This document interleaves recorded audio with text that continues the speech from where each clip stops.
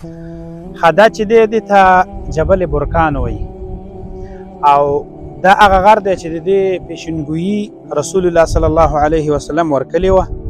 نبی علیه السلام ویل چې د حجاز نه به یو اور راوځي او دا به دونه غټ اوري چې تضيء لها اعناق الابل ببصره او د شام د بنګلو نه چې دی دا به ښکاري او مطلب د اوښانو څټونه به چې دی په بصره کې چې دی ښکاري.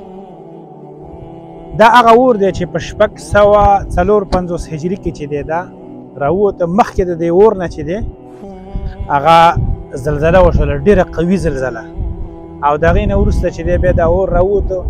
نو امام نووي رحمه الله فرمایي چې دا د هغې په وخت کې چې دی دا شوی دی او د هغه حدیث بیان هم هغې کړی دی چې دا هغه اور دی چې کوم رسول وسلم د هغې پیشنګویي کړې وه او دا غر چې دی دا وسوځېده. نو دا ټولې ګټې وې، غټې غټې کمرې وې، خو دا ټول چې دی داسې ایره شوی دی.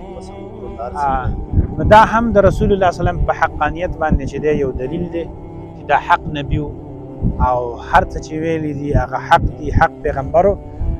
دا د هغې د وفات نه وروسته چې دی دا د هغې خبرې دي او د هغې تصدیق چې دی شوی دی، پیشنګویي ده واقع شوې ده همداسې.